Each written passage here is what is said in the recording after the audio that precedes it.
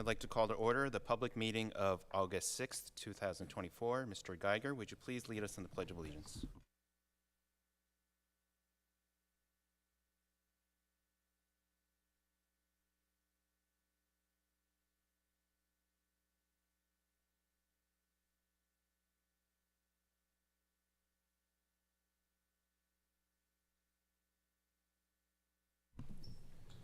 Thank you, Mr. Geiger. Good evening, Lower Moreland Township School District community. My name is Dr. James Lee. Thank you for attending this evening's meeting of the Lower Moreland Board of School Directors. I would like to remind our board members, as well as members of the public, that this meeting is being live streamed on our district YouTube channel, and that a recording of the meeting will be posted on our school board website within 48 hours. I welcome my fellow board members and members of the public. To our board members, please be reminded that for sound purposes, you must turn on your microphone and speak directly into it for the sound to be audible, both for in-person community members in the auditorium, but also for anyone listening on the live stream. After speaking, please also mute your microphone. I would like to take a brief moment to welcome Dr. Dennis Best as our new superintendent of schools. Just very briefly, we are extremely excited to have you join our district, and we look forward to our combined work in the future. So welcome, Dr. Best. Ms. Kepner, Mr. McGuinn, would you please take a roll call to the board? Certainly. Mrs. Baker. Present. Mr. Berardi. Mr. Berardi is absent. Mrs. Blanton. Present. Dr. Butler. Present. Ms. Cannon. Ms. Cannon is absent. Ms. Darian. Present. Mr. Geiger. Present. Dr. Lee. Present. Mr. McKee. Present. There are 7 board members present. Thank you, Mr. McGuinn. I will now ask Dr. Best to take a roll call of cabinet members and administrators who will be participating in this meeting tonight. Mr. McGuinn. Here. Mr. Giordano. Present. Mrs. Galdo. Present. Mrs. Drennan. Present. Dr. Hilt. Here. All members are present. Dr. Best, Mrs. Pacetti is here as well. Thank you. Thank you, Dr. Best. I will note for the public that the school board met in an executive meeting this evening before this meeting to discuss personnel and legal matters. That brings us to agenda item 2, presentations and discussion. I'd like to ask that our guest, Dr. Nika Bernard from Insight Education Group, please approach the podium. Good evening, Dr. Best, board president and board members and cabinet members and community. It has been a pleasure to work with your steering committee over the past 6 months to develop the draft of the strategic plan. Earlier when I shared out with you all some of the quick points from the meetings where the steering committee wanted something concise, but they wanted to know where the district is heading and in terms of academics and just the overall focus. And so through the work of the steering committee, what you have this evening is a draft. We still have a few placeholders in there. I shared during an earlier update that we would have that in there for the board to include a statement to the community, and then also for Dr. Best. And so at this point, we wanted the board and Dr. Best to have some time looking through it, and then if there's a need to make some edits or some bring the committee back together for further discussion, then we're prepared to do that. But at this point, I just wanted to kind of walk you through what the committee came up with in addition to our design. So wanted to make sure that the visuals that we've included represented the community, and so all of those points from academics to fine arts to just community involvement you'll see there. The portrait of a graduate is really what was already in place, and the committee overwhelmingly said they loved what was already in place there. A couple of things, we added some visuals to it to make it more aesthetically pleasing, but the language and when they thought about what they wanted graduates to have when they matriculate through school here and leave, those are right in line with what the committee loved and the community wanted to uphold that. So we just really worked on the graphic design of that one a lot. And in terms of placement, the committee said it was important to have it very close to the front of the document because they thought it was really representative of a community. The overview of the process, we've just done that short table of contents. You'll see the graphic here. We have a couple of graphics here to highlight some of the participation areas. So we have 47 committee members, 8 focus groups around the community, had 6 steering committee members, and overall in survey results, there were about 979 responses that were gathered throughout the process. Again, the placeholder here, you'll see it's in the spread layout format, but here we have a page there to add a letter from Dr. Best, and then the board, either Dr. Lee or just the board in general there. We also have the vision, mission, and then the core values. Those were really discussed and created through the process with the steering committee. And then you get into the priorities. And so here, academic excellence is the first one. We've listed the goals there, and then even the strategies on those 2 sheets.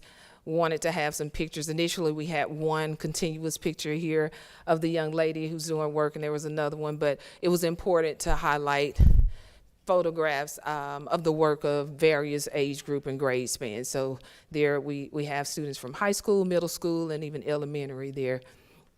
Those goals, we wanted to have them smart, but went back and forth a little bit, and really from the committee conversations wanted to make sure it focused on the impact of students in those statements there. So we worked on those and then added some strategies to those as well.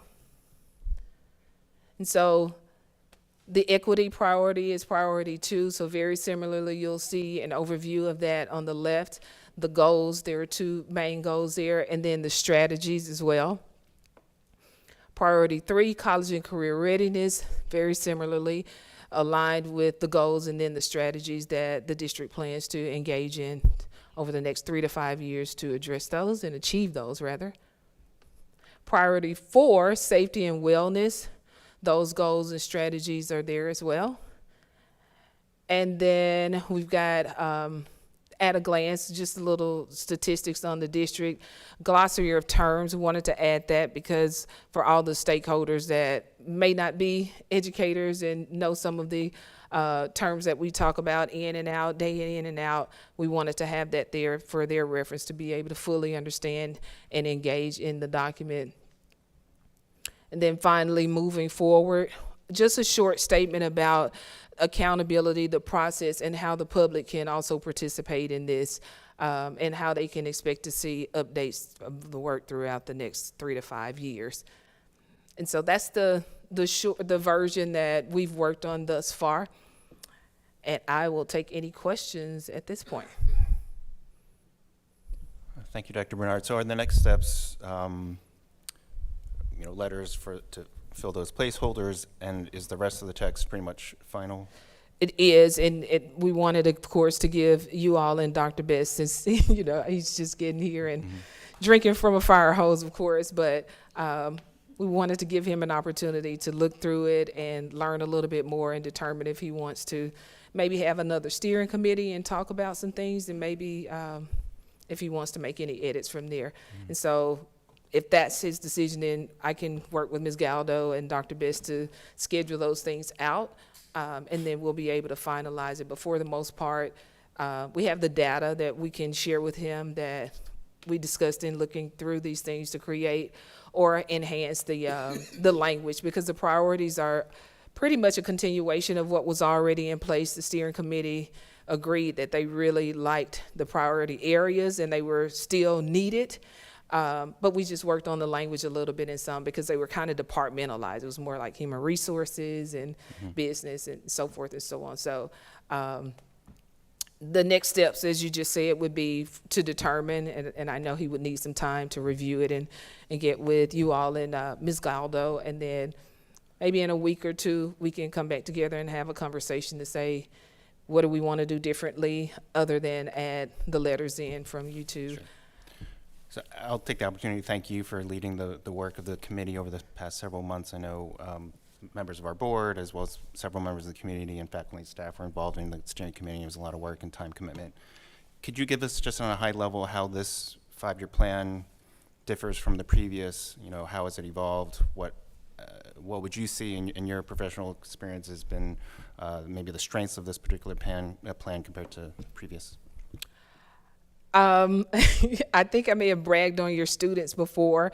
And while our process does involve and engage students all over the country when we do this, just the engagement of your students from middle school, especially because we normally just engage high school students in the process, but they really got into the process and gave great feedback from the student perspective of what they expect to learn and know and do in their schools now, but also when they go out. Parents were very involved in terms of focus group. Ms. Galdo did a great job of setting those up and making sure that they were well attended. The district personnel were really honest in that process. And so those were some of the things that we see, but I think the level of engagement and participation and honest feedback, and even in that, they came in solution oriented. So there's always a way to get better. So there's always something to look at and opportunities, but they were very solution oriented. And so that was helpful. Even to the point of parents saying, you know, we've done all of this, what's next? How do we let the community know what's next? And so they were very adamant of saying, we want to be able to follow up and continue in this work. And so we really felt strongly about sharing that piece to make sure anyone who wasn't involved in the process absolutely knows how they can see more about it and continue to follow the work. And I think even before we came, you all had a process for just kind of updating on your website. And so I've already suggested continue to do that. We encouraged the steering committee members. One of the things we really talked about was being ambassadors of the work. And so holding everyone accountable for moving that work. Where are we on this? If things change, you know, why did they change? Because, and we talked about that. Sometimes they do. Nobody predicted a COVID, and it required all of us to adjust. But the needs are the same. We just needed to address them differently. And so just thinking about next steps and how to keep them engaged, because you do have ambassadors. Other questions for Dr. Bernard? Well, if not, I would suggest if you have any comments after the board reviews the document, to provide them to Dr. Best, and Dr. Best ultimately, when you're comfortable with the document, or if you have other suggestions, please feel free to discuss. Absolutely. So Ms. Galdo and I will be in touch, and we'll talk about next steps so we can wrap it up and get you a polished product that will be a forward-facing document that you can share with the community. All right, thank you. Thank you. That'll bring us to agenda item 2B, which is our high school / intersection update. I'd like to welcome Jamie Lynch to the podium.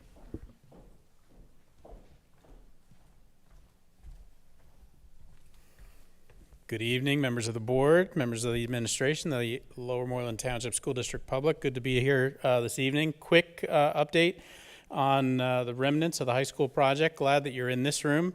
Looks great. Special shout out to Dr. Hilt for all the work that he did with us to make this room happen. As I look around the room, I remember a lot of issues during construction and a lot of details that we worked on with the entire team to make this room what it is. So it looks really great. Tonight, just wanted to cover what's happening on the intersection project with you. As I'm sure you can see out on Red Lion Road, we have the two intersections that James Morrissey is doing after the public bid earlier in the year. I've provided some schedule milestone dates that, as we sit here this evening, are actually ahead of schedule.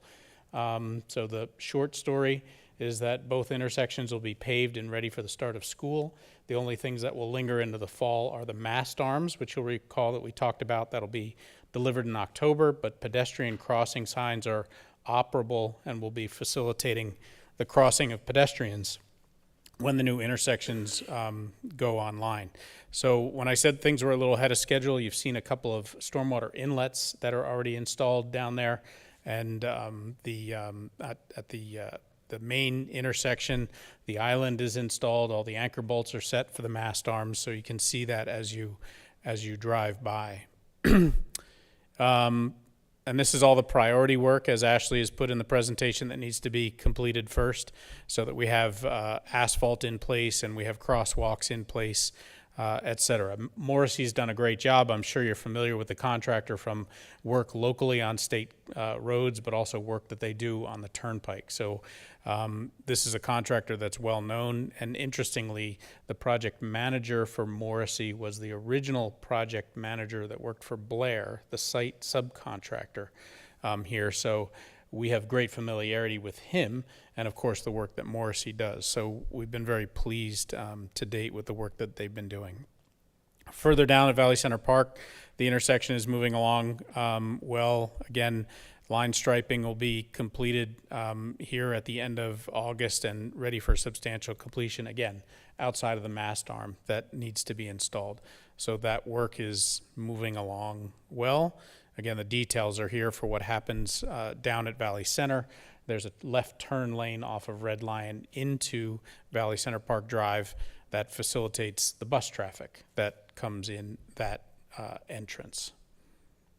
Other things related to the high school, if you were around back today, the protective fence on the retaining wall has started. The main posts have been installed. Fence was supposed to begin on the 6th of August and completed around the 16th.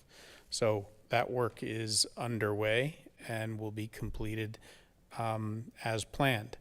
What's included here are is the updated list, which remains unchanged from the last time I believe I was with you, of change orders on the high school project, and also the budget for the project, which now reflects the bid cost of the intersection project that's there.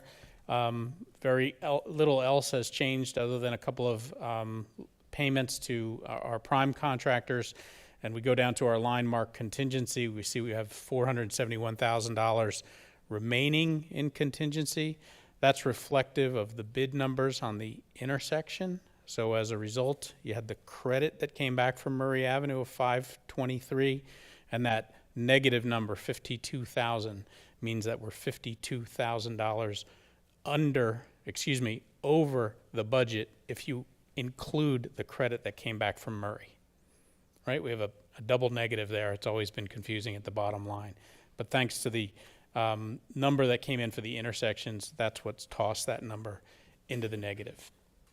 With respect to work remaining, we've been working on fine-tuning the cooling in the building over the summer.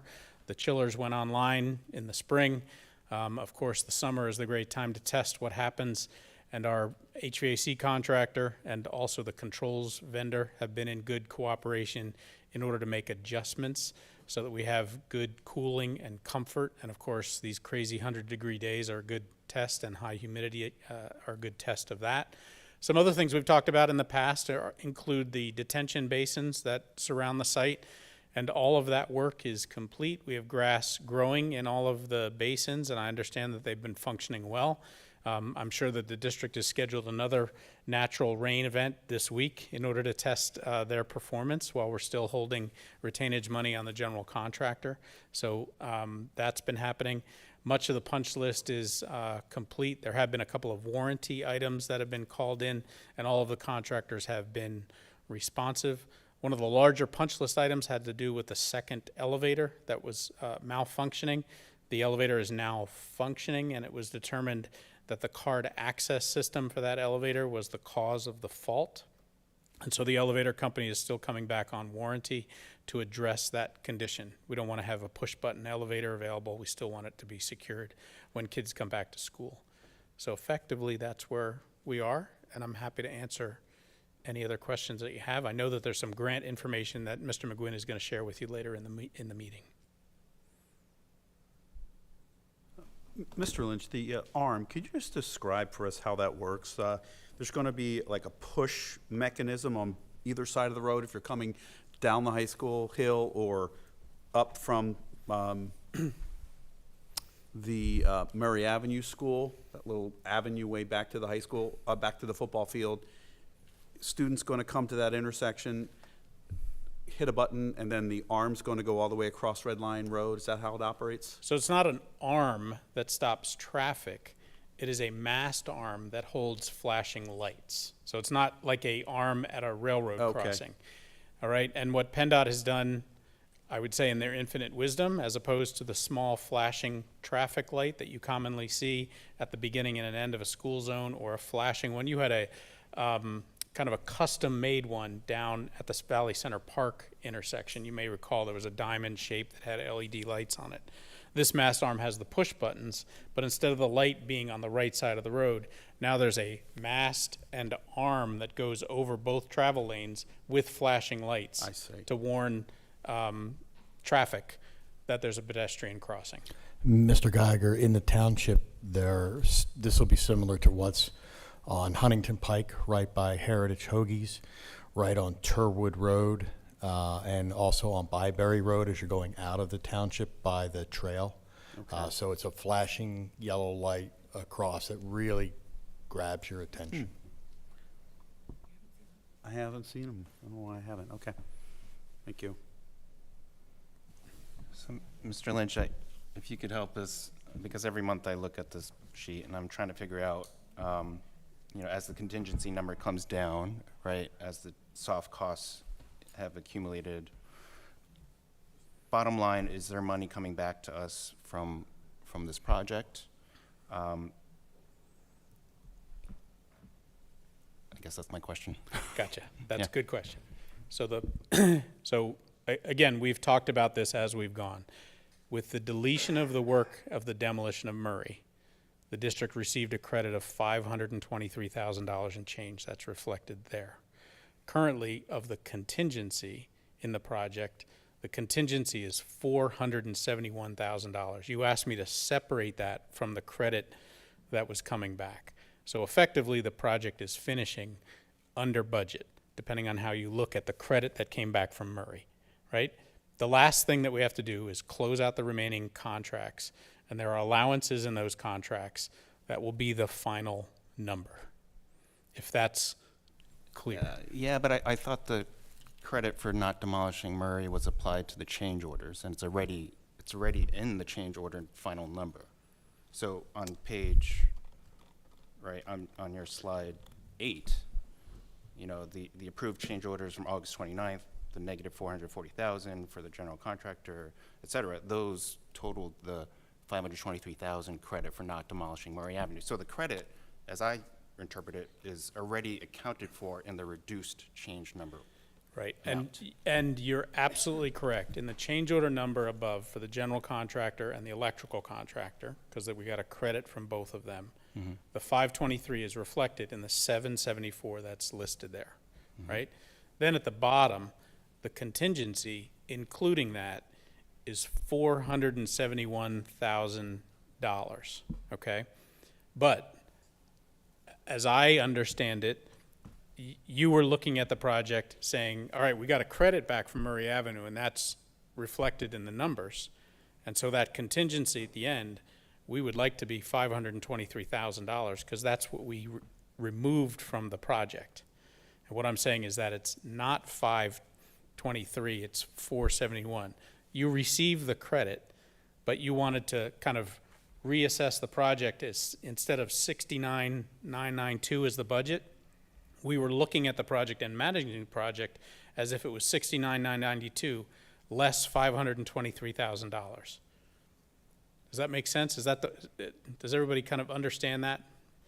You're under budget overall because you deleted Murray Avenue. There's no problem there.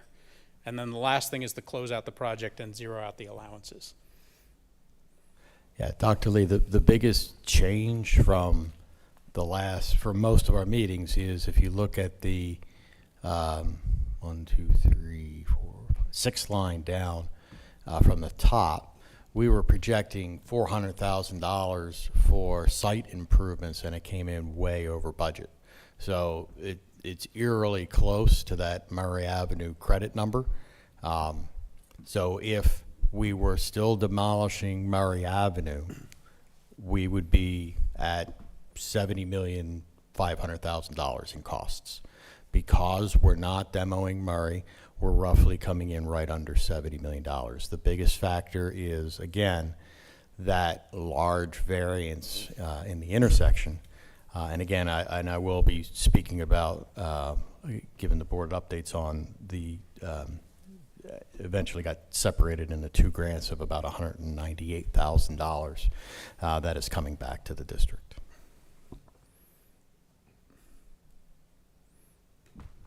If I have to follow up, I'd be happy to, Dr. Yeah, Lee. I'm You know, sorry, we've- I just, because I see the 523 credit being incorporated into the total contract amount at the top there, where the change orders are included, but maybe I'm not getting Right, so it. it's the So- credit of the 523.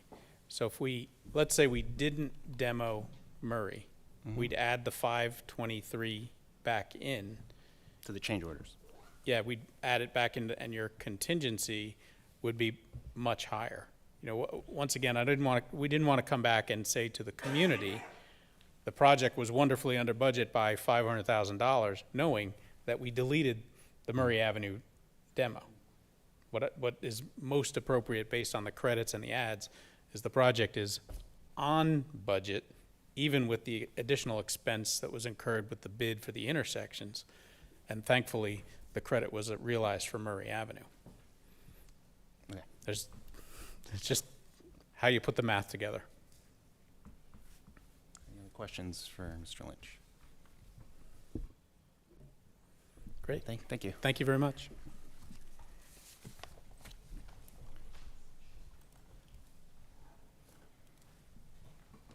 That takes us to item C, our student representative of the board.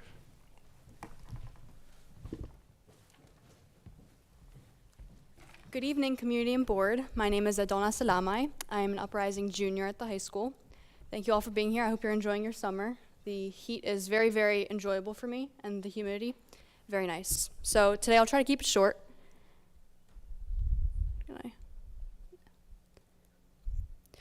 So first, since this is the first work session of the year, I'm going to remind you guys what it is to be a student representative. The student representative to the board is a non-voting position, and we present at each work session to try to give the school board perspective on the students. We act as a liaison, and at the end of our presentations, we encourage you guys to ask me and I questions, because that's what we're here for. Even if it's completely unrelated to anything we're presenting about, if you want a student perspective on something, feel free to ask. The student representatives represent the entire school board, the entire student body, and we present once a month at the work sessions, and we also attend all the board meetings. By doing so, we hope to push initiatives that align with student perspectives to strengthen student outcomes. Orientation's coming up for freshmen. It's going to take place on Wednesday, August 28th, and Mia and I have been tasked with coordinating volunteers for freshman orientation. Here is the orientation schedule. This has actually been a work in progress over the past couple years. 2 years ago, orientation was a full school day, so it went from 7 a.m. to 2:25, and that was like pulling teeth. People hated it, it was so long, and because of that, last year, Mr. Miles kind of retweaked it to make it only a half day. So now, as opposed to 7 a.m. to 2:25, it only goes from 7 to 12. The day starts, students come to the cafeteria, they eat breakfast, and then they move into the gym, where they are given kind of a brief introduction and what the day is going to look like by Mr. Miles and some other administrators. Then they go to their form classes. Their form teachers will give them their agenda books and their schedules, and from there, students will take a tour of the school. This is where Mia and I come in.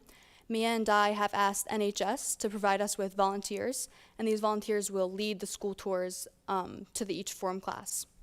After that, students will be able to go through their schedule. It goes like, sorry, I'm having a little trouble, my hands are sweaty. Thank you. They go from each period, class to class, to mimic what their schedule would be like in real life, and it kind of helps them familiarize themselves with the building. And when they go to each period, all teachers are required to be here, so they will get to meet their teacher and have a little introduction, see what the class is going to be like for the year. After they go through their schedule, lunch takes place at 10:18, and after that, there is the club fair, where representatives for many different extracurriculars and school clubs go to the gym, and they have like a little booth set up, and they have a flyer with information of their club, and it gives new students an opportunity to see what the clubs are like and anything they might be interested in, so that they can join that at the beginning of the year. And the last thing we do is the ice cream social. Everyone gets a pint of, like, not a pint of ice cream, a cup of ice cream, and we sit in the courtyard and we talk to each other. Freshman orientation is a great way to not only familiarize yourself with the building, but also with your teachers and your classmates. Especially new students also come to freshman orientation if they're new to the district, and that gives them an opportunity to introduce themselves not only to their teachers, again, to their peers.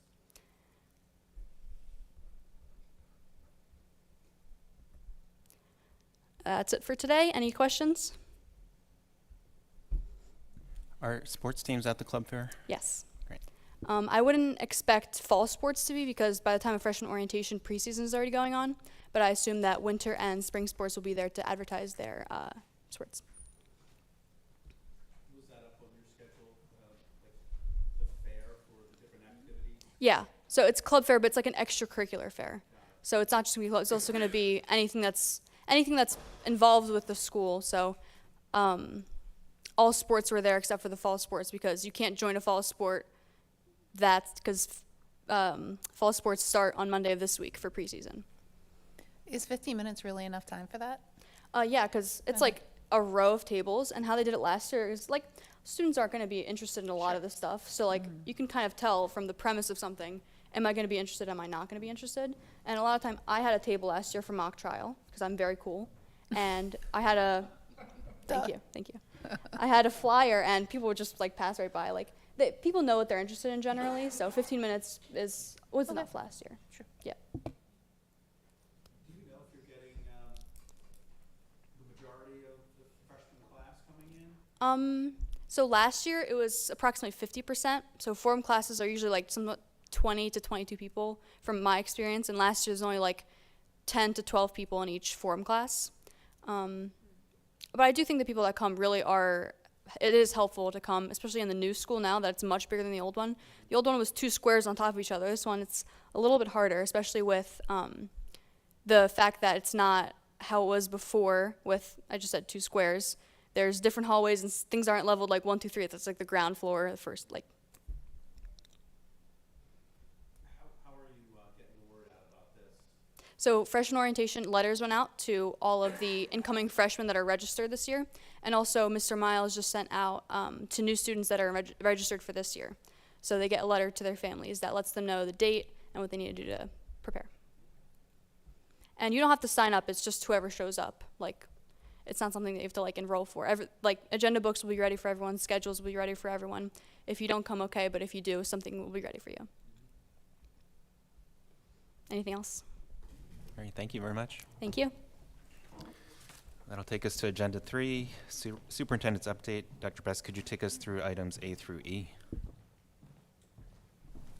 Sure, and Mr. McGuinn will be our first presenter this evening.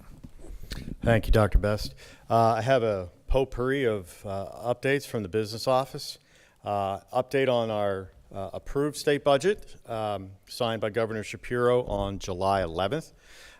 We realized a basic subsidy agreement as shown, about $350,000. Nice increase in special education dollars percentage-wise. We're calling this a new mental health / safety grant. Last year was a mental health and a safety. They've now combined it. And that some of the specifics for that have to be determined yet. Those details have not been released. We'll be meeting as a administrative team to talk about the best way to utilize those dollars. Somehow the spacing got messed up here, but for the first time there's a, since the first time since charter schools were enacted in Pennsylvania, the state is now restarting their reimbursement. This is based on our cyber expenses from a couple years ago, so they're expecting approximately $26,000.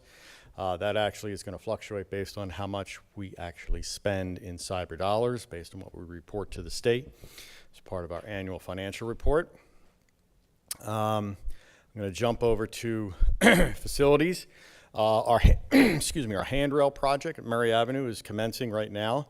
They have finished two stairwells. They were working on the 3rd stairwell today to make them ADA compliant. The middle school roof reminder, the former high school, because I keep calling it the old high school. The repairs are actually finished. This was section E, the gymnasium. Everything turned out well, so we're very happy with that progress. For the facilities assessment report, we've met with the firm on June 26th for the kickoff meeting. They've been asked us for various documentation, surveys, educational planning documents. They are meeting with us on August 21st with Dr. Best, obviously to introduce Dr. Best and kind of give us a halfway update. They still are in schedule for the report to be done in October for presentation at our October work session. Grant updates, as I mentioned. If you recall, the long, arduous process of our stormwater grant, which was awarded for $198,000, that because of the 23-24 state budget delay, got all sort of fouled up. So we're applying for $60,000 for stormwater improvements for the intersection project. We'll turn in those expenses when we get our first pay application from James Morrissey, and that is helping, the township will help facilitate that process. And then we received notification that the remaining part of the grant, almost $139,300, was secured by our state representatives. They've sent us the contract. We've signed the contract. We're waiting for their countersignature. From there, they'll have an invoice for us to sign off on, and then those funds will be flowing to the district to help offset some of the costs that we've already incurred for our high school project. An interesting one, if you recall, we applied for a public school facility improvement grant. If you recall, we gave the board some options, and the board selected to do roof restoration and fire suppression at Murray Avenue. Indications are these grants will be announced in September. The reason I've put this on there is I put a question out to my colleagues in the county if anybody has heard anything on this grant, and nobody in the county had. We have gotten about 4 follow-up questions from DCED, of which we provided information for. So hopefully we'll see something, fingers crossed, but we'll certainly keep the school board updated on that. That would be something that would be very few things surprise me. That would very much surprise me, but it would be welcome money coming our way. Give you a enrollment snapshot. This was as of last week, with appointments already counted into those numbers. Right now, we are trending down in total enrollment versus where we were as of June 1st. And you can see the large glaring number is our kindergarten enrollment. I spoke to both Mrs. McMullen and Mr. Cole. They believe that number is solid. They have done everything that they had done in the past, going out to preschools and to various daycares who feed into our school district to update them on the registration process. So that's a little bit of lower than we were thinking. We will certainly keep the board updated, but this will, if it holds, it could help to facilitate some of the school board's long-term goals of class size reductions in the primary grades, which I know has been on the forefront of everyone's minds. And then this is the exact same slide as I had last year as part of Governor Shapiro's 24-25 budget. Once again, all breakfasts for all students will be free. And then all students who qualify as reduced will also receive free meals, funds being supplemented through the governor's budget. So as I mentioned last year, the new normal, this may be the new normal. And last but not least, excuse me, as part of Act 39 of 2018, all school districts are to perform lead testing for drinking water. And you can see we tested all 4 schools. Obviously, and again, the spacing got a little goofy here. Pine Road was 71 locations. Obviously, there's a lot of drinking fountains in classrooms in our elementary schools, but all 4 schools passed with flying colors, and the detailed reports can be found on our website. So I know that was a lot of information thrown at you, so if anyone has any questions, please let me know. I was just going to ask about the enrollment slide. Sure. So the column on the left, that was the enrollment for the previous kindergarten class? No, the enrollment on the left is as of June 1st so it was the 23-24 school year. So where we were, we took a snapshot of where we were at the end of last school year, Okay. and we're comparing it to where we're projecting. So if you look at your K number on June 1st, you had 158. That would translate to your first grade number of Got it. 167. So you kind of go down diagonally to the right. And a lot of those numbers used to see a bigger jump than we have been seeing. For example, 4th grade of 212 looks like it's turning into 5th grade of 213. Those numbers were jumping a little bit more before. Mm-hmm. So I think this might be a little bit of the calm before the storm, because we know obviously there are a couple of projects at the township level for approval that are moving forward. Thank you. Was there something different about the DCED grant in terms of how it was prepared or the process by which it was submitted? Let me see, hang on. The 3.5 million. This was a new grant as part of Governor Shapiro's budget, I think, relating to a lot of schools in the Commonwealth being far behind on where they were. There was 2 sets of grants. There was a public facilities grant, and there was a school environmental improvement grant for asbestos lead paint. So I believe there was probably some leftover federal money that needed to be allocated.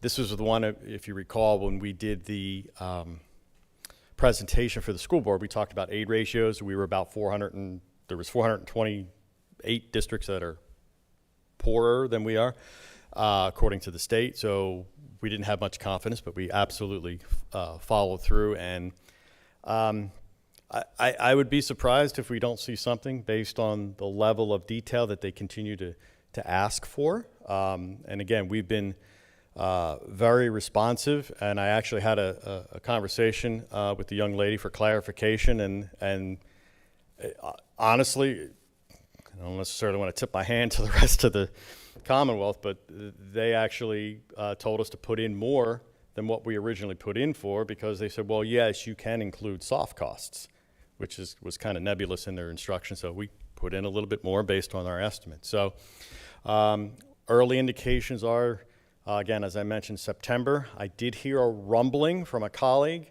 that he had heard his now previous superintendent had indicated that at the state level, many districts did not apply at all. So maybe that was working for us. But again, we will absolutely keep everybody updated. It'll be a bigger discussion if we do get this grant to see, maybe we can do more with Murray Avenue because we'll have a lot of the building open if we're doing fire suppression. Yeah, no, fingers crossed. So there wasn't any advocacy from our state representatives for this particular grant? No. They did. They absolutely advocated Yeah. for us on the other piece, big time. Yeah. Representative Gens and State Senator Collette were integral in helping us solve our situation. We were extremely happy for their involvement, and I've been going back and forth with the director of DCED on this project, and she's been very, very helpful as well. So that helped us fill a hole. And again, remember, we had applicable expenses. We were awarded a grant, and because of the state budget delay, we were kind of hamstrung. Yeah. Well, I know. I think it's great. Again, fingers crossed. Lesson learned, right? We should always apply. Well, we'll continue putting in the grants, absolutely. Thank you. One quick sorry. one with the obviously low kindergarten numbers. Historically, as of July 30th, do we have a proportion just from a historical basis, where we expect it to end up? In talking to Mr. Cole, because he has a little bit more experience than Mrs. McMullen, the numbers that we were getting, excuse me, the numbers that we were trending in February, March, April were absolutely trending to where we normally get. So I believe that if we have 99 now, do I think we're going to end up with 99 at the first day of school? No, we're going to have more. But I believe some of the early projections from the county were 130. I cannot see us getting to 130. I believe that 99 may get to 120 at the highest. And again, that part is so hard because you're talking about live birth rates 5 years ago, trying to translate how that's going to come in, how many of those births are going to come in as students for Pine Road. So, but we think that number is, again, we've done everything we can. Mr. Cole and Mrs. McMullen over the last couple years proactively have gone out to our preschools and advertised, and we actually bring them in to facilitate the registration process, because the earlier we know, then obviously the better for us, so we can properly address the enrollment. Thank you. Yep. Thank you. Next, we have Mrs. Galdo with a policy update.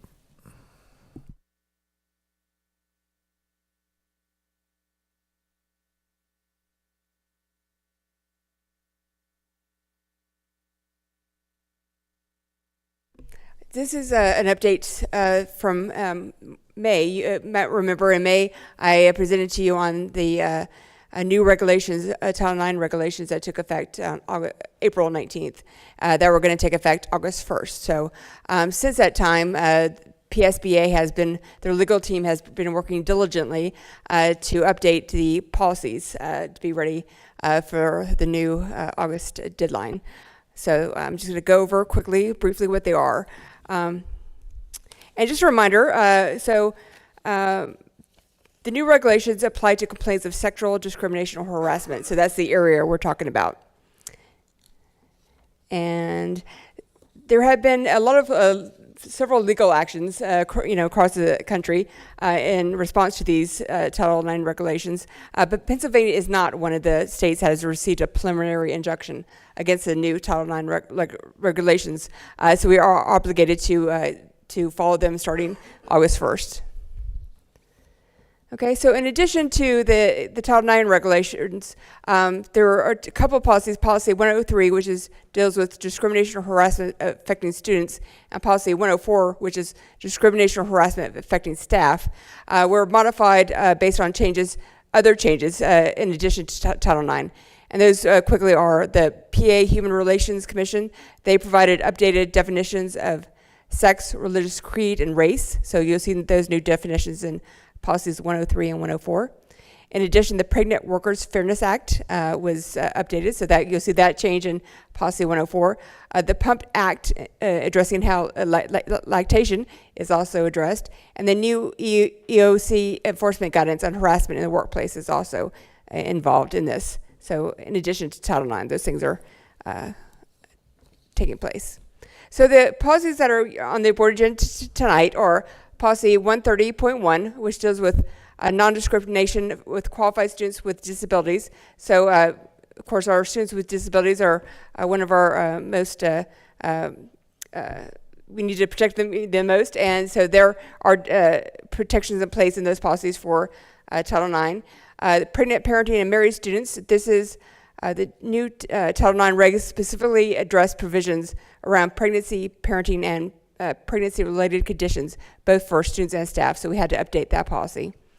Policy on hazing and the policy on bullying and cyberbullying also had to be updated to, if the type of hazing or alleged bullying that's taking place might be a Title IX violation, there is procedures for identifying that and handing it off to the Title IX coordinator to investigate from there. Dating violence is also a new policy that PSBA recommends for legal liability purposes, because dating violence is one of the things covered under the new Title IX regulations. Educator misconduct is also addressed. So if the type of educator misconduct is found to be a Title IX violation, there is, or alleged to be a Title IX violation, there is procedures in the policy for handing that off to the Title IX coordinator to investigate as well. Okay. And then policies 336 and 339, which deal with personal leaves and for staff. There are accommodations in there for a pregnancy or parenting related cases, which goes to the parenting, pregnancy part of Title IX. Those are also addressed in there for staff. And policy 824, again, maintaining professional adult-student boundaries. Again, if the kind of violation of alleged violation of the boundaries is Title IX related, there is procedures again for handing that off to the Title IX investigator to investigate. So, and there you'll see there are multiple attachments to the actual policies, and those attachments are called administrative regulations, and those administrative regulations give further detail on how the policies should be, enacted. So they give guidance to us and also to the parties involved in a Title IX situation. So we can give those administrative regulations to the affected parties to let them know what they can expect from an investigation and what the timelines are that we have to follow, what their obligations is, what their obligations are under the policies, and what their rights are as well. So those are very helpful things to have. And any questions? I have a quick question. Yeah, sure. Do we have any plans on like some kind of general assembly or a discussion in homeroom where students are made aware of what the regulations are and the severity of any consequences, so that they have an understanding of that these allegations would be very serious, so that they would be less likely to engage in those? Yes, we can talk to the principals. So they the principals do a code of conduct update at the beginning of the school year, and yeah, absolutely, we can speak to them about addressing Title IX specifically. So that's a good suggestion. And as well for staff, on October 15th, Mr. Drennan and I identified a time on the professional development calendar for all staff to get trained on Title IX. So, because there are now reporting obligations. So if a teacher or an aide sees something that might be a Title IX violation, they have to report it to us, and there's training involved in that to let them know what their obligations are, what a Title IX violation looks like. So we have identified the time early on in the PD calendar for that training. Thank you. And they mentioned a compliance officer. Who would that be on staff? Oh, that would be okay. Yeah. Thank you. Yep.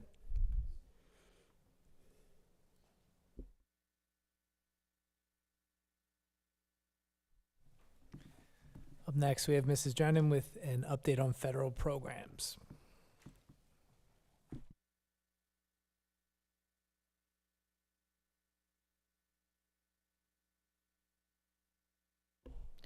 The federal programs grant for the upcoming year has been submitted, so I'm going to walk through the allocation and how the funds will be spent in the upcoming year.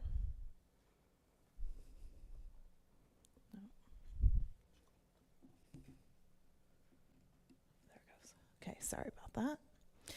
Title I, our allocation was significantly lower this year. That had to do with the federal government allocation to states.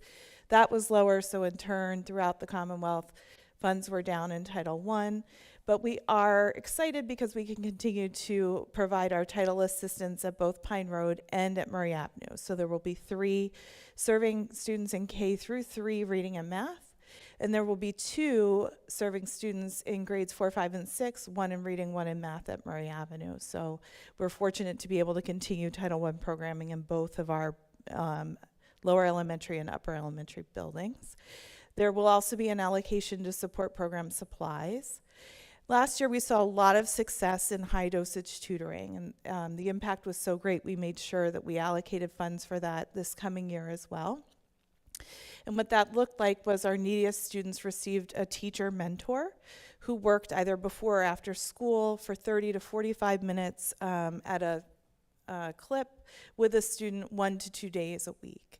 And the impact of that, when you looked at student data and growth using iReady benchmarks, was significant. So we want to continue that. We will also offer our summer programming for Title, which is a skills-based enrichment program that happens 4 days a week for 2 weeks in the summer. You may recall from previous presentations that the non-publics, if we have students with socioeconomic need attending a non-public, they generate funds for reading and math support at the non-public school. So we had 2 students who attend St. Hilary's, which is actually in Abington, and there's a small allocation going to them to serve students from Lower Moreland who have academic need in that setting. You'll see later in the business part of the meeting, I'm passing along the contract for approval for the IU to provide those services. Title II historically has been used for both professional development and class size reduction. This year, we're allocating the entire allocation for the public school to class size reduction in grade 1 at Pine Road School. So there will be an additional teacher in that grade level, which means our class sizes will be smaller. We will be tracking that academic achievement of those students and the growth of those students through the year to make sure that smaller class sizes have its desired effect as the year goes on and at the end of the year. The non-public school allocations pass through the district and are distributed by us to serve non-pubs for professional development only. It's the only thing that non-public schools can utilize funds for.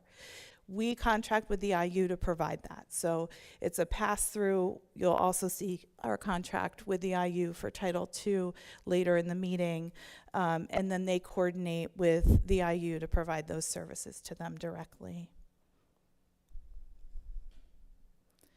Title III, we will continue to have 1 instructional assistant to support our English learners at Pine Road School. We will also be able to provide summer programming similar to our Title I program for our English learners at both Pine Road and Murray Avenue School. We also have a really small allocation for immigrant funds. This is based on your increase over time of immigrants into the district. We had a slightly larger allocation last year, and we started to build bilingual book libraries so that students could read Harry Potter in their native language and compare it and be able to talk about it in English. So we are going to extend that allocation one more time and continue to add to those books for those students. And the final title grant is Title IV. And for the first time, we got more than $10,000, which is the minimum allocation anybody can get in the Commonwealth. So this is kind of exciting because in the last few summers, we've run summer enrichment camps, and they really are pretty well attended. This year, we saw a 40% increase in attendance. So we changed how we were offering classes. We got a little more imaginative, offered some new things, and the fill rate was about 96%. So we were super excited to be able to expand our offerings then for next year. The entire allocation goes to serve that program, pays for the instructors, their preparation time, as well as any supplies that are needed. And again, for the non-public schools, we're a pass-through for their allocations. So St. Albert the Great and Valley Christian are allocating their funds towards STEM for the upcoming year.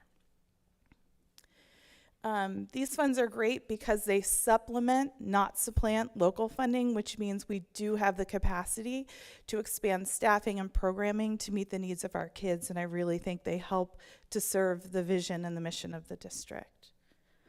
So, thank you. Any questions about the federal programs grant? Okay, thanks.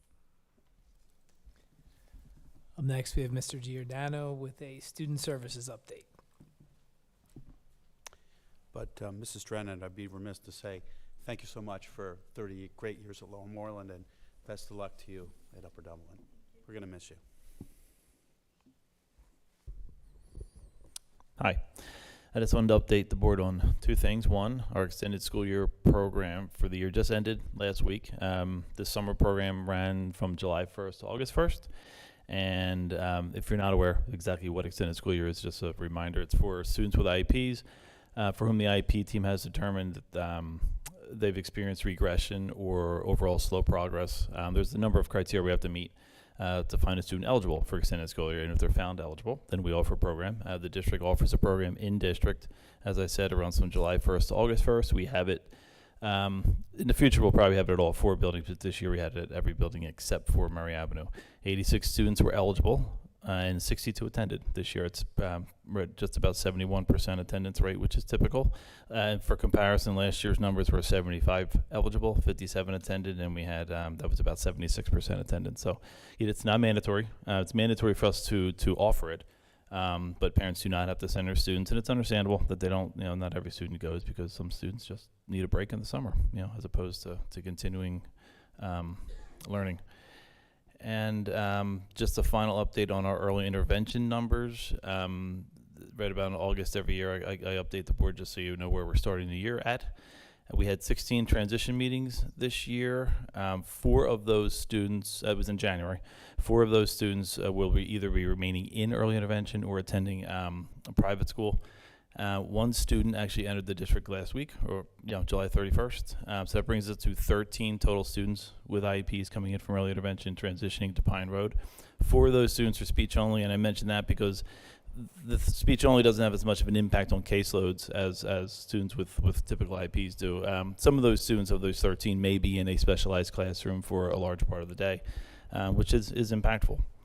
So beginning the year as of this point, we have 356 students with IEPs. Comparatively, last year we had pretty consistent. We were 14 transition meetings and 11 students actually came into the building. And we started the year last year with 366. So some of those 16 students right now are not reflected in that number because their IEPs are not in our program yet. So it's probably up to about 360 right now because we've had some IEP meetings. So we're going to probably start the year with a few more students with IEPs than last year. But again, pretty consistent, right about the same. So, okay, right. Thank you.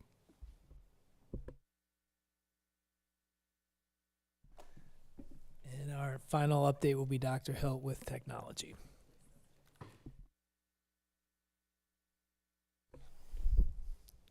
Good evening, everyone. We'll call this a part 1 of 2 because as a technology team and a technology staff, a lot happens in August, and we have been waiting for parts for a couple projects that I'll mention. So although it won't look identical, there will be continued progress, and I'll present on that in our September meeting. So I just did a quick search to see when some of the smart boards that still exist in one of our buildings were installed. It looks like 2006 is what I can find. So we are 1 year away from coming full circle and having upgraded infrastructure and projection systems in every single building, and that would be done next summer. So we're building 3 of 4 this summer with our interactive projection systems. And as you can see, the K-12 landscape, I just wanted to be succinct here to show that we have continuity now. And the last piece of the puzzle is the projection system. So you can see some common themes from last year: touchscreen Chromebooks, teacher and staff laptops, and what this consistency and continuity allows us to do is be a lot better at troubleshooting and repairing and ensuring that devices are in the hands of folks who need to use those devices. And as previously mentioned just a second ago, a lot of things are new this school year. And where you see refresh, that means that devices are out of warranty or no longer upgradable. And so you'll see iPad refreshes and tablet refreshes in a number of these school buildings. So iPads, laptop refresh in the STEM classroom, which we are exceeding the generally accepted useful life of both Chromebooks and laptops. So we're getting about 5 years out of Chromebooks and 6 to 7 years of really useful time with laptops. And so what you'll see once these refreshes are complete, as I do each year, provide the salvage documentation, and then pending board approval, we will get a return on investment for every one of those devices.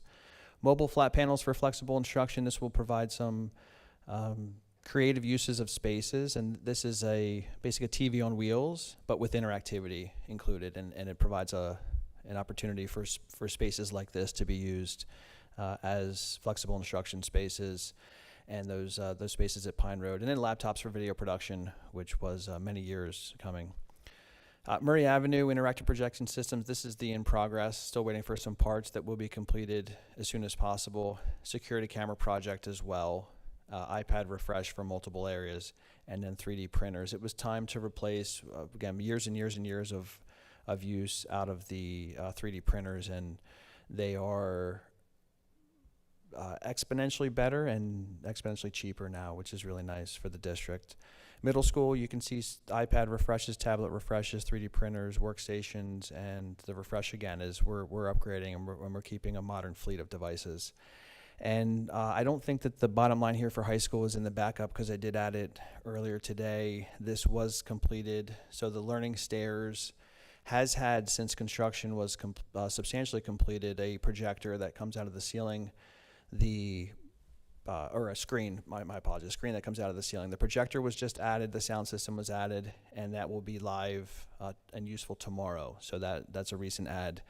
And then all of the things that were approved at the end of the school year and have been purchased, and including esports, workstations, accessories, and some additional 3D printers. So in addition to continuity with the tablets and laptops and Chromebooks, we now have a consistent 3D printer fleet, which means the filament is the same, the hot ends, all of those pieces of the puzzle are there, so a student can go from Pine Road to Murray to the middle school and high school and have that continuity in the STEM subjects. So a lot going on. Part 2 in September. It's just an exciting time to be in Lower Moreland. Dr. Hill, can I ask, and I don't know if this is a fair question, but in your assessment, are there any areas of technology, whether hardware, software, that we're lacking that if you had a wish list you could get for our district, or are we truly state-of-the-art? I think that's subjective because there's people who really love Lenovo's, really love Dell. So if you take the brand names out of it, I think that we are right at the cutting edge across Montgomery County and across the state. And a lot of that has to do with the technology team that supports, because any devices, whether it's a Chromebook or a $4,000 or $5,000 gaming laptop, it needs to be supported, configured. And so our team, the MCIU, everyone works really hard, administrative team, classroom teachers, everyone works really hard to keep us on the cutting edge. And that goes to the library media specialist, who specifically chose the makes and models of the equipment, the robots, and the 3D printers that will really keep our students ahead of the game.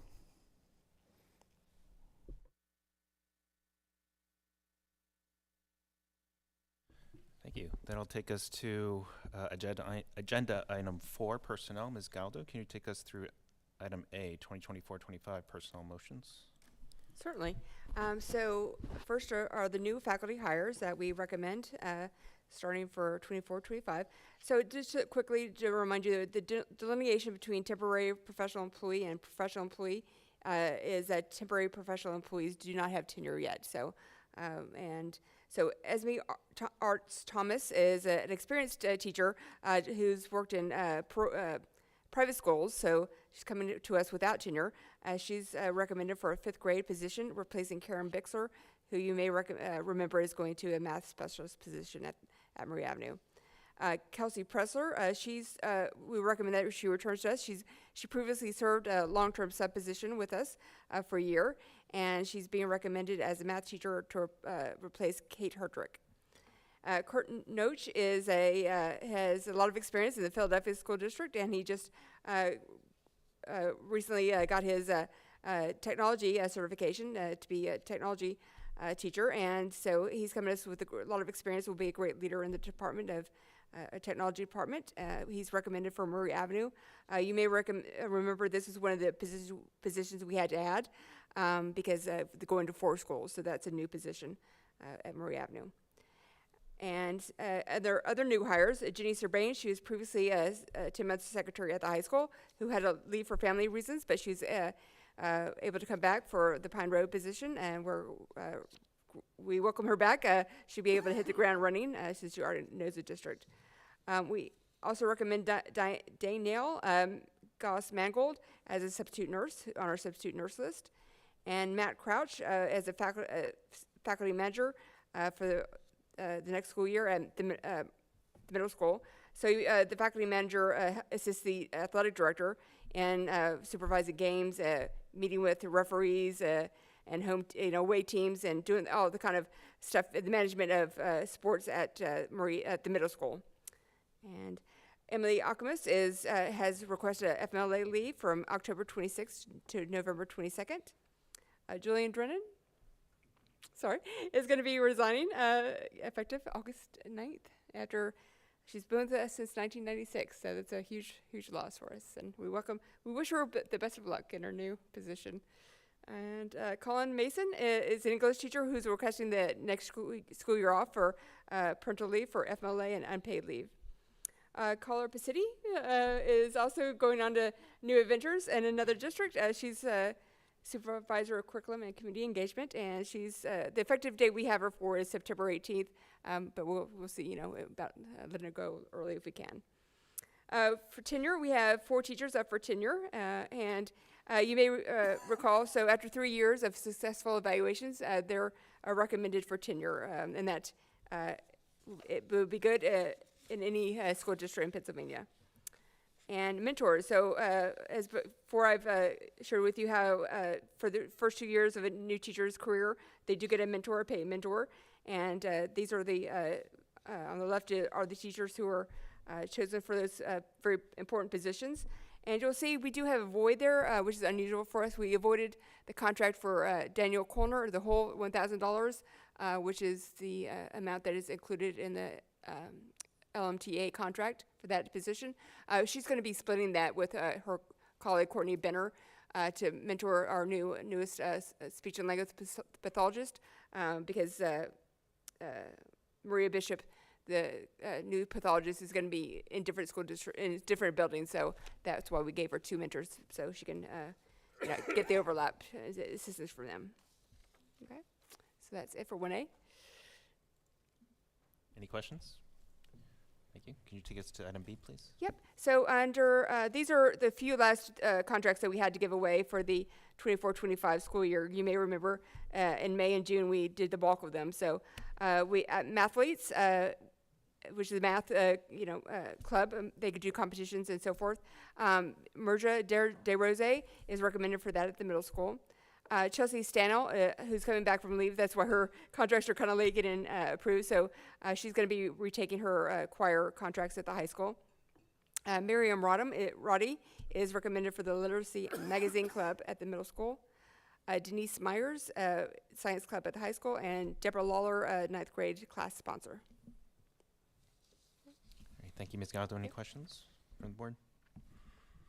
If not, we'll move to agenda item 5, curriculum. Ms. Drennan, could you take us through items A through D, please?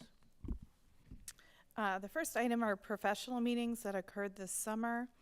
Mrs. Burton Haldeman is getting ready to teach AP African American Studies for the first time. We're very excited about that. Mr. Barnhart is also transitioning to be a technology teacher, so he had the opportunity to attend the Keystone Technology Innovators Summit, which is a great start for him. And Ms. Dilks did some PA educational leaders training this past weekend. Then we have the Title I contract with the MCIU, which is what I talked about previously about providing reading and math support at St. Hilary's. And then the Title II contract with the IU to provide professional development for Valley Christian and St. Albert the Great. And finally, there'll be an action item at the public meeting to approve the federal grant, the consolidated grant. Thank you, Ms. Drennan. Any questions? Thank you very much. At this point, we'll move to agenda item number 6, DEI, and Ms. Basidi, if you could please come to the podium.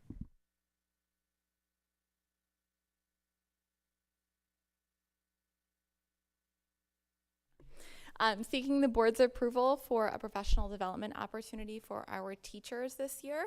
This one is slated for August 29th. As we built out the CRSE professional development this year, we really thought about sharing and telling stories, and the idea of really kind of bridging the divide against different kinds of people. So previously I brought to the board the dismantling the model minority myth. We have Mary Maker, who is our South Sudanese refugee, who is going to speak to our teachers. And then Christina Martinez is our kind of final piece in this experience. This is an opportunity that was brought to us by Dr. Jamie Lynn Cow, and this is something that she takes her students to, her upper level Spanish students to. They meet with Chef Christina and they participate in a tortilla workshop. So you can actually kind of read the description in here. You know, I think that on its face, this is something where our teachers who are engaging in the humanities classes are going to have the opportunity to meet with Chef Christina and experience the kind of, you know, the making of the tortillas and sharing stories and that sort of thing. But really, this is an experience that is about cultural sensitivity and about acceptance and about bridging divides. This was something that Dr. Linkow really felt was very valuable for her students, and we wanted to bring it to life for our teachers. So she came to Mr. Miles and I requesting that perhaps the staff be able to participate in this as well. So that is our plan for August 29th. If you haven't heard of Chef Christina, she is a James Beard Award winner. She has been on Ugly Delicious and Somebody Feed Phil. So she's pretty well known, and I know that she's done this programming in a number of different high schools in the area. Questions about this one? Can we attend? I mean, hey, yeah. Please. Yeah, I'm yes. obsessed with her. I was love super her. excited about Yeah. this. Yeah. I was really excited about this. Yes. Is this for the staff, not the students? or This one's both? for the staff. For Yes. staff. Yes. So our math and science folks would be meeting with John Almerode in a workshop setting in the afternoon, and then all of our other classroom teachers would be meeting with Chef Christina. Yeah. So this is before the school year starts? This is right before the school year starts. August 29th, okay. Yep, August 29th. All right, thank you very much. Thank you.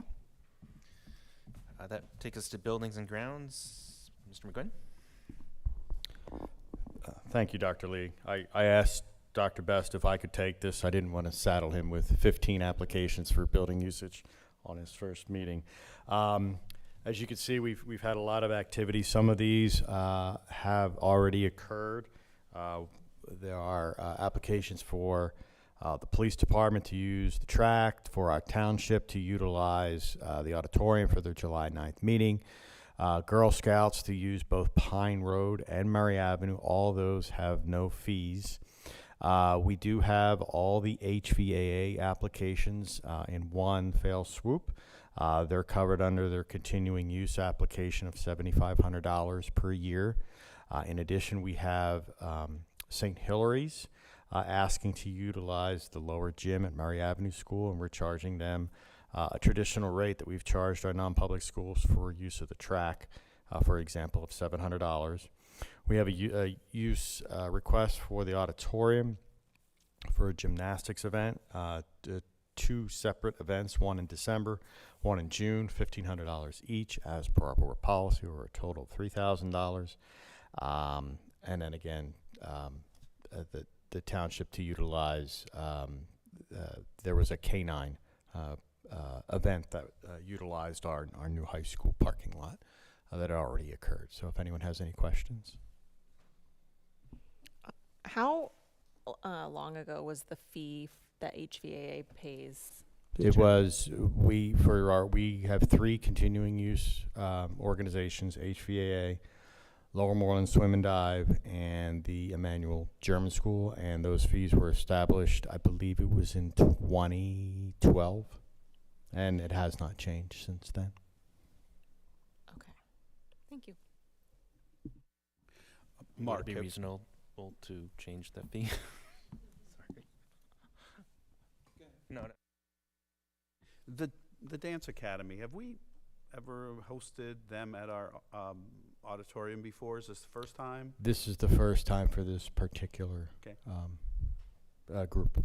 So it's a lot of people coming to the school on a Saturday and a Sunday. What kind of is Lower Moreland Police there? There's an Yeah, officer. Mr. Miles, in conjunction with Ms. Dilks, since she'll be the principal of the middle school, will coordinate with Lower Moreland Police, and those charges will be passed along Okay. to the group, Okay. as well as any custodial or cleanup fees. Okay. A lot of times, there are a lot of people that are on these applications, but these recitals tend to cycle through, so via age group. So at any given time, there may not be 400 or 500 people there at the same time. Yeah, just want to make sure that there's no just wandering throughout the schools, because we don't really have gates there. We don't have gates up at that time, do we? We actually put the gates. Put Yeah. them down the hallways and Mhm. such? Okay. Yep. Okay. All right, thank you. So, Mr. Morgana, I wasn't being facetious, so would it be reasonable to consider increasing that continual usage fee, given, I'm sure, their growth in participation and usage and wear and tear? It'd be something certainly we could ask them. I would ask the board that we would make that part of the next year, because they've already built their budgets. Is the board's desire, do we have a number in mind that you were asked? It's a delicate balance, because obviously a lot of these community groups, HVAA in particular, are our community members. So, you know, we get a little bit of pushback, but you know, we do have a defense of saying, you know, we've kept the fee the same for, you know, those many years. You know, my suggestion, if you're going to ask me, would be an increase of $2,500 to an even $10,000. But I'll certainly be open to any other suggestions from the school board. Mark, maybe, you know, when that time comes, you share with us, they are mostly our residents, but also when there's a need for something like a scoreboard at the Murray Avenue School, HVAA pays for that, so that's thousands out of their pocket. there are some value added. Lower Moreland Swim and Dive have paid for bleachers on the pool deck for replacement of that. As I said, as you mentioned, HVAA has been a great partner for us over the years. But you know, 2012 or 12 or 13 is it's a long time ago. So I think it's fair. I can certainly reach out to the heads of each of the organizations and say, you know, this is what we're looking at. We want to give you plenty of time to prepare if they need to change their fee structure for the following year. And I'll certainly report back to the school board our findings. Thanks, Mr. McGuinn. You can take us to item 8, business and finance accounts payable checklist. Sure. Item A, obviously, accounts payable checklist. We have two separate line items. If you recall, we had our last meeting in June was June 20th, I guess. So we did have some checks between that time and the end of June. And then that's shown in the first line of the 23-24 fiscal year. And then the second line is into the new fiscal year of 24-25. So if anyone has any questions, please let me know. Great, thank you, Mr. McGuinn. For agenda item number 9, student services, would that be Mr. Giordano or Dr. Best? Could be me. Right. Item A is the request of an approval of an agreement to continue to provide services for the student listed at a Step Up Academy. The student began attending a Step Up Academy probably halfway through last school year due to behavior issues that we were not equipped to program for at Pine Road, and we're going to continue that placement for this school year. Step Up Academy does not accept IP, so it has to be via agreement. Item B is for an agreement between the district and the parents of the student number shown to attend Woodland School for the school year, inclusive of extended school year services. Item C is actually another continuation of an agreement for student number 8704 to attend Timothy School. And this includes the cost of a personal care assistant. The student is another Pine Road aged student for whom we're not able to program. New Hope Academy is an agreement to continue to provide services for a student at New Hope Academy for whom this will be the final agreement. The student will graduate this year. Item E is requesting approval of an agreement between the district and Lakeside to provide student support counseling services at Murray Avenue and the middle school.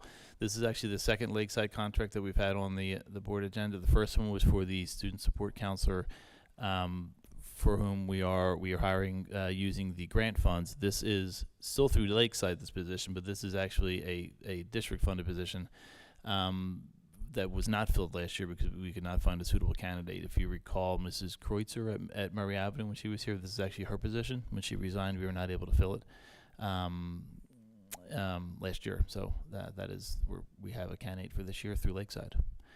And item F is renewal of our pool council agreement with Sweet Stevens, Katz and Williams for this school year. This cost is the same as it's been for years, and this is an agreement or a service that we use with Sweet Stevens, and most districts actually that use Sweet Stevens as their legal counsel utilize the service for legal advice as a group, the pool, so to speak.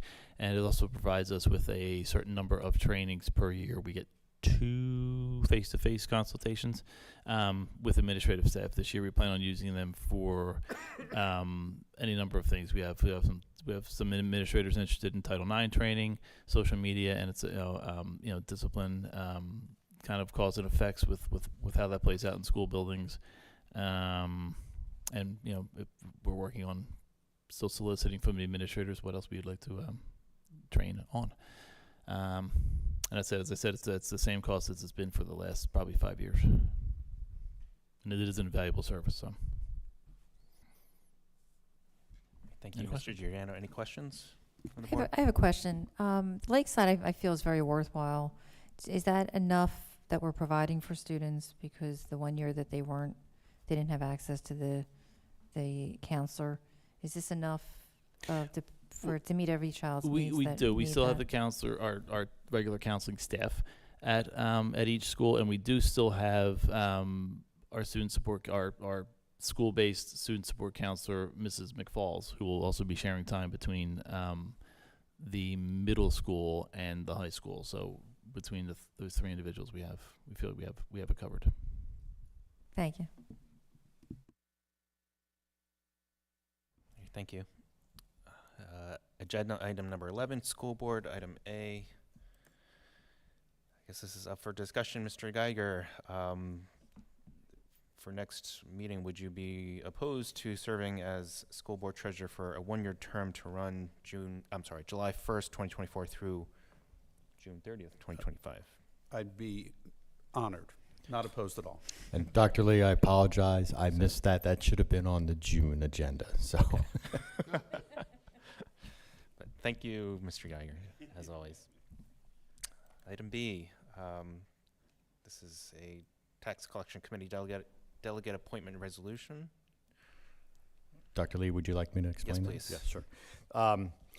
The district, all districts in Montgomery County are part of Montgomery County Tax Collection Commission. This is years ago, Act 32 denoted that all county-wide collections for earned income tax had to be by one vendor. In Montgomery County, that is Berkheimer. Actually, and again, I live in Bucks County, so it's Keystone, so it's different county by county. Each district has representatives on this committee. This resolution is updating our contacts to include Dr. Best.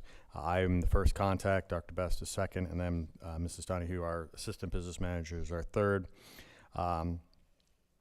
There's really nothing much to it unless there's a vote needed or something that's on the agenda that's out of the ordinary, but it's pretty benign.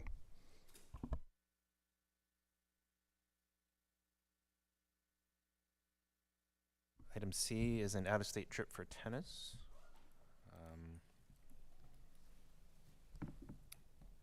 Who has any information on this one?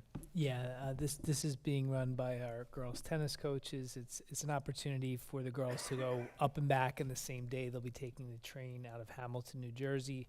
The parents will drop them off, and at the conclusion of the day, after they've spent the day in Flushing Meadow, they'll return to Hamilton, and their parents will pick them up.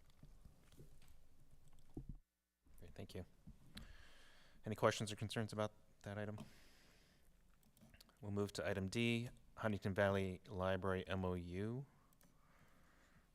I'm sorry, again, who has information on this item, please?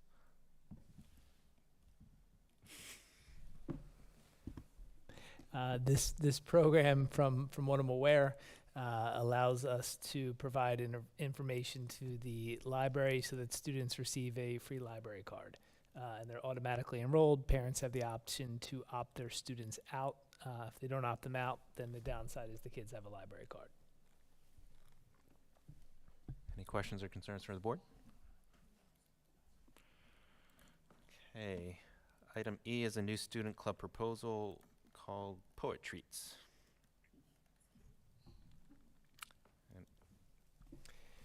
So this is a new club that we'd have at the high school where students will have the opportunity to discuss poetry and have treats. Great. And item F is additional student club proposal, badminton club. Pretty straightforward. Yeah, I believe this one is self-explanatory. Okay, so item G is a second reading of our revised policy 802. Dr. Best, could you just refresh our memories on this one? Yes, so with the configuration moving from 3 schools to 4 in the district, we're required to have a policy that states our configuration. So this simply lists Pine Road is K to 3, Murray is 4 to 6, middle school 7-8, and the high school 9-12. Thank you. Any questions? So for items H through U, these are all first readings of the policies before mentioned by Ms. Galdo related to Title IX, revisions of language. Obviously, there's a lot of information here, documents for the public. I'll note that the revisions are noted in bold text. Perhaps Ms. Galdo or Dr. Best, you can give us an overarching, theme to the changes to the documents. I know we've talked about the Title IX officer being mentioned and how to, put forth complaints and so forth. But I would also ask the board members to review these at your leisure before our second readings and subsequent meetings, rather than go through each document tonight, if that's reasonable. I can give you a quick overview. So the changes were mostly in the definition section to accommodate the new definitions about what sexual harassment is, and also to accommodate the Pennsylvania Commission on Human Relations, their new definition for race, creed, and sex, their definition. So you see changes in those sections, as well as there's a lot of mention of coordination with the Title IX coordinator, and so like I said before, with hazing and bullying, if they seem to appear to be Title IX related, there has to be coordination with the Title IX coordinator who then investigates from there. So those are the main areas. There also is language in there about pregnancy and lactation. So you see, in the policies, mention of that, those areas are addressed as well. So those are the big areas. And obviously, I'm not meaning to gloss over the importance of these policies, and certainly if any board members have reviewed them in detail already and wanted to bring them up for discussion tonight, I'm happy to do so. But again, there wasn't any optional language to these policies. These were sort of set forth from state PBSA recommendations. There was a couple of places there was optional. It's very minor places where it's optional. But we talked to David Kahn about his recommendations for our district and knowing our processes. He's gone through a couple of Title IX investigations with us, and he said for just for our size, he recommended going this way as opposed to the other, taking one option versus another. So we did rely on his counsel for that. Thank you for that process. And so obviously we've been also under time crunch with this with the Title IX update in August 1st. So. I just have a quick question. If a student were absent for an extended illness or because of a difficult pregnancy, how would the school handle like that child would be given, I guess, coordination of all their subjects so that they could be able to catch up? And I would assume like anything like a Keystone. I mean, are they exempt from those, or is that something they would have to make up when they come back? So the last part of that question, they are a graduation requirement, passing the Keystone. So if the student were to not take the Keystone or to not be successful in the Keystone, they would have to take an alternate graduation pathway like anyone else. So if a student misses due to an extended absence, they are expected to either ultimately sit for the test or to move to graduation through another pathway. I think they can create a project or something like that. So there are many different ways to get there. There's about 5 different pathways through. A lot of the first 3 largely hinge on some combined score of the Keystone, or maybe passing one and then having this composite score. But there are other levels to Act 158. Thank you. Are there other questions at this time from the board regarding items H through U? Great. If not, we'll move on to, are there any public comment tonight? Nobody has signed up for public comment, Dr. Lee. Right, thank you. So before we adjourn, I would echo Mr. Geiger's words of appreciation to Ms. Drennan for your many, many years of dedication to our district. You will be sorely missed, but we are excited for your new opportunities. And thank you, Ms. Pacitti, for your hard work this year. So, and welcome to Dr. Best again. So, item 15, we will adjourn if there are no objections. If not, we will move to adjourn, and our next meeting will take place August 20th, 2024.